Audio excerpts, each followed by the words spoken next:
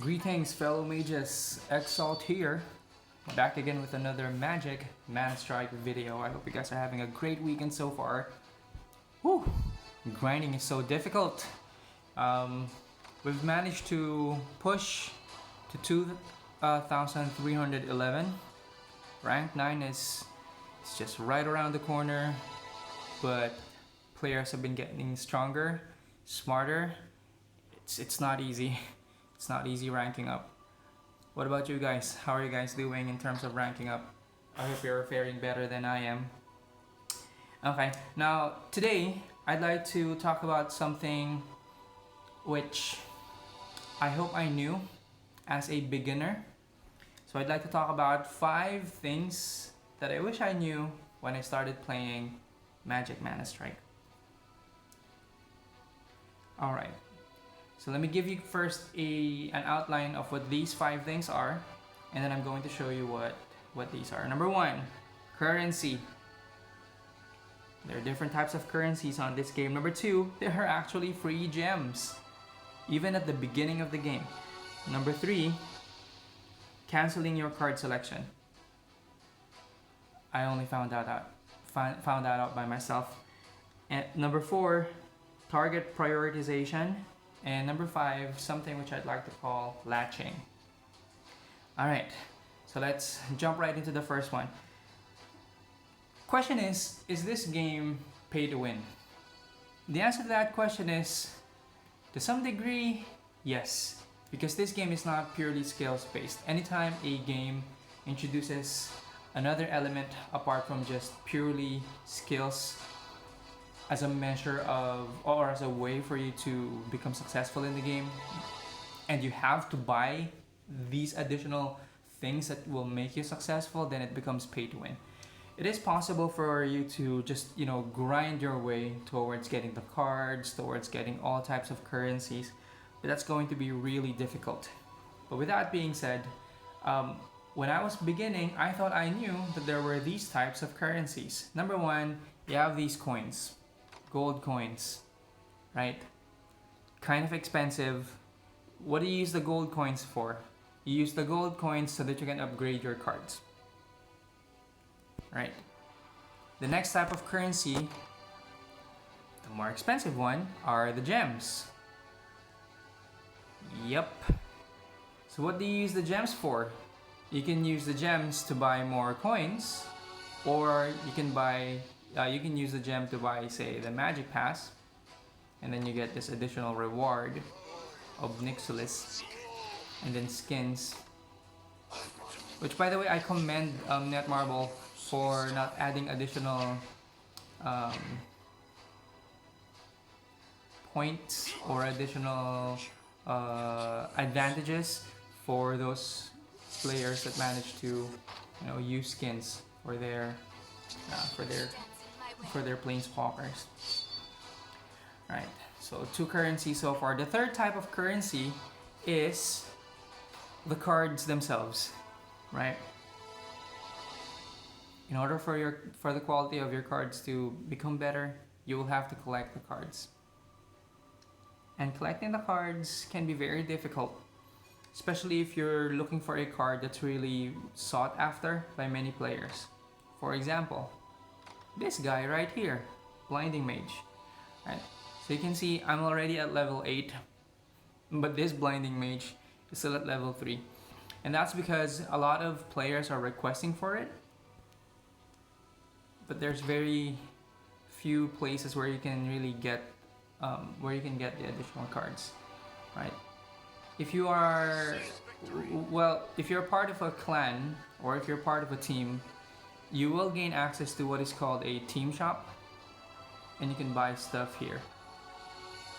And you have additional, that's a 4th type of currency right there, coins. Oh my gosh, a 4th type of currency in order for you to buy these cards, right? So you'll have to have coins. You have gold, silver, and bronze, depending on what type of card you're really you're getting. The rarer the card, the more valuable the coin you'll need to purchase. I wish there was a way to convert the coins from bronze to silver and silver to gold. Like, In this case, I really want this Blinding Mage. There are only 2 items and there are only 2 cards in the stock, but I can't purchase it because I've already run out of coins. Yep, so that's number 1. I wish I knew these things when I was starting out. Now, did I pay for anything? Did I buy anything when I started out? Actually, I did. Just so I can get the Magic Pass. That's because I did not know. Number 2. Item number 2 on my list, which is free gems. Now, you'll need to buy gems in order for you to get the Magic Pass. Or so I thought. There are several places where you can get free gems. Number 1 would be in the shop. The shop refreshes every so often, and sometimes you can get free gems from the shop. Next, through the Magic Pass. If you manage to complete some of the requirements, you might be able to get a free gem, like that one. But if you've paid for it, technically it's not free, right? But that's another way for you to obtain a free gem. Now, something that I didn't know, nobody told me about it. I guess it isn't in the manual as well. Or maybe it is, I'm just not reading. But I hope I knew that there were free gems simply by registering your account. Yep. Take a look. So you can get a total of 200 gems just by connecting your account, which helps you too because it will protect your game data, right? Because it's now bound to any one of these social media accounts, right? I wish I knew this earlier. That way I didn't have to buy I didn't have to buy any gem. Because it's tempting, you know, when you're already deep into the game, you're making progress, right? Say you're already on the leaderboards and you'd like to protect your position. That's number 1, for example. You'd like to be able to move forward and make and win, right? And the way to do that would be to, unfortunately, spend, right? But I guess I'll give myself a pat on the back because I've not been spending that much. I mean, I've only spent 1 time just so I can get the Magic Pass, and all the other gems I've obtained because I was playing, right? And I already have the Magic Pass, so the free gems they come from the Magic Pass. All right, let's move on to number 3, and number 3, 4, and 5 they have something to do with the gameplay. All right, so number 3 is canceling your card selection. I did not know that it was possible for you to cancel the card selection. If you've already made a move, let's go into training mode. What do I want to beat this time? Don't worry. Alright. If you've already selected a card, right, chances are you're probably thinking, now I have to drop the card, right? And have to drop it somewhere so that I can activate it. That's what I thought first. If you guys didn't think about this, then good on you. But for me personally, I didn't think it was possible to retract the card selection simply by putting it back on the tray like that. Hey. This may be training, but I'm not gonna go easy on you. Alright. Say for example, I've already selected Ratchet Bomb. There's no one to bomb. So initially what I thought was, okay, to just let it go and, you know, just let it fly. Use the mana. Apparently there's a way for you to retract it. So after you make the card selection, if you don't want to use it, just put it back. Alright, by the way, I use a stylus when I play. It's a little easier to navigate because, you know, I'm not covering my screen. Because when you're making a selection, if something is within the target of the card, right, your target creature or target item will start glowing. Notice that because Domri Raid is within the range of Core Entangler, it'll start to blink, right? So if you cast your creature or spell and your target is blinking, that means it's gonna get affected. like that. So you want to make sure that everyone within that area is going to be hit. Alright. And make sure that you wait for the blinking. Let's do that again. Alright. So blinking, card selection. If you've selected something, eventually you don't want to use, just put it back. Yeah, it's that simple. Alright, let's get out of this training. Okay. Number 4. I'd like to talk about target prioritization. How are your targets prioritized? We all know that you don't really have control over over most of your creatures and spells, right? The moment you've dropped it, there's a way for you to manually control some of the heroes. For example, Chandra, right? If she has an ability that can be cast, so you can manually control which direction you'd like her to go. But for the most part, if you drop a card, that's it. Right? You drop a card, it's gonna move on its own autonomously. So how does it prioritize its target? Target is prioritized based on distance. Yep. Target is prioritized based on distance. Unless you have a spell card or a creature card that tells you exactly what item it's going to prioritize. For example, Core Entangler, right? So it pulls an enemy ground unit with the highest HP within range. So even if you have several creatures within its range, it'll still end up pulling the one with the highest HP, because that's the condition of the ability, right? But for other cards, whichever is closest to it, that's what it's going to prioritize first. And it's sort of connected to the last one, which is called latching. Now, what is latching? Latching means if any one of your creatures started attacking a tower, number 1, number 2, a planeswalker, or number 3, any other creature, it'll continue to hit that same target over and over again, even if a new target that's nearer to it comes into play or approaches it, right? And that knowledge will come in handy. You can use that knowledge to your advantage, and I wish I knew those things when I started playing, right? I'm going to demonstrate how that works. I'm going to take a look at one of the replays I posted on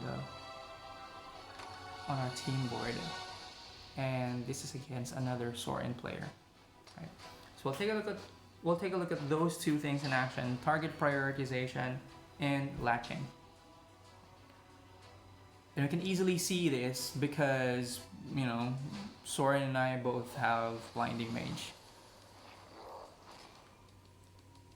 You can easily see how what the Blinding Mage would prioritize as a target, and the moment it latches on to a target, or it starts hitting a target, it'll latch onto it, and it's not gonna change.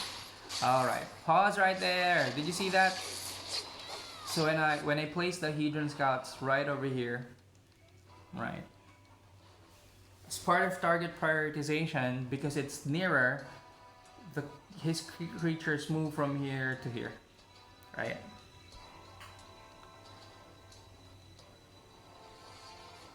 And because the Hedron Scouts were eliminated, they're going to start to look for a new target. Alright, did you see what happened there?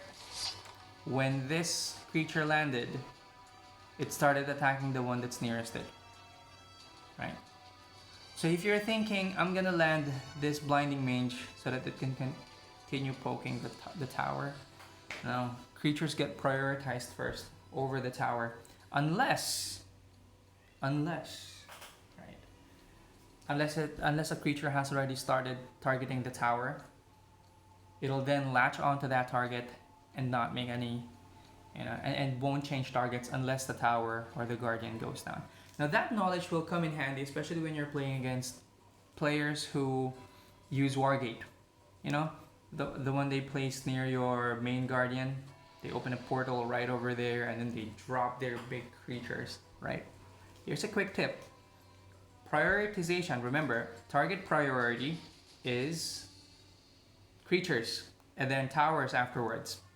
Unless the effect or the ability of the card says so that it only can attack guardians, meaning the towers. Alright? So when you're playing against a Wargate player, the moment they drop something in here, right?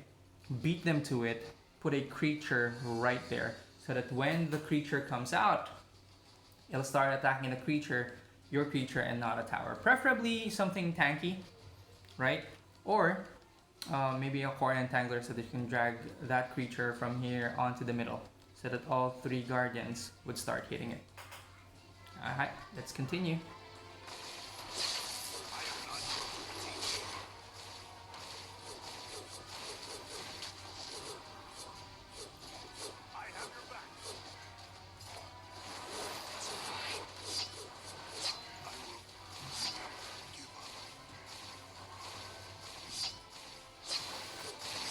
Alright, notice what happened there. Even if the tank creature has less health compared to Sorin, but because my Blinding Mage has already committed or has already latched onto Sorin, it'll keep on hitting Sorin until it dies. Doesn't prioritize the ones with the low HP. It's distance. Sorin was closer, so it's going to start attacking. Alright, there. That's a prime example right there. Notice that when the opposing player dropped his Blinding Mage right over here, he probably wanted to counter my Blinding Mage, which is now poking at his bottom tower, right? But instead, because the Hedron Scouts were right here, they were closer, he prioritized the Hedron Scouts, right? And latched onto the Hedron Scouts until all of them are dead, and then only then will it turn onto the Blinding Mage, which is nearer, right?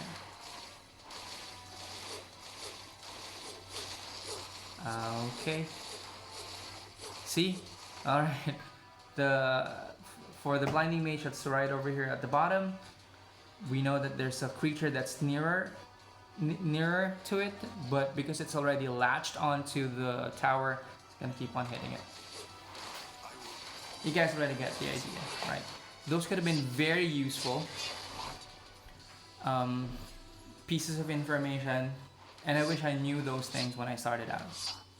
So let me do a quick recap of what these things are while you guys watch the video of how I get beat up by this player. Number 1, there are 4 types, not 3. There are 4 types of currency on this game. This game may be pay to win depending on how you look at it. If you're cool with just grinding, then maybe it's not going to be a pay to win kind of game, right? But for the most part, it actually is. Alright, number 2, there are free gems. They're all over the place. Start by registering your account. Okay, you can get free gems there. Number 3, if you make a selection, you don't have to commit to that selection. You can always cancel it by dragging your card back to its tray. Number 4, there's this thing called target prioritization. Creatures will prioritize other creatures that are nearer to it, unless there's an effect that says so otherwise. But once a creature has committed to attacking another creature or a guardian, it will continue to do so because of latching. It'll latch onto that creature or that tower, and it's not gonna stop until that tower is dead. Alright, so those are the 5 things I wish I knew when I started playing out this game. I hope that, you know, those bits of information would come in handy sometime in the future when you play your game. And looks like I'm already ahead. All I have to do is just defend this, and I'm about to win. Stick about, shall we? Alrighty. He could have been a little more generous, and he could have given me his main guardian. But anyway, Hemingway, we won, right? I've already mentioned the 5 things that I thought, or 5 things that I wish I knew when I started playing the game. I hope you guys learned something, right? I hope you enjoy the weekend to continue playing. You guys are awesome. Shout out to everyone from Death Watch. Thank you guys for the big support, right? And as usual, I'll see you in the next video. This is Axel. Catch you guys in the next one. Peace.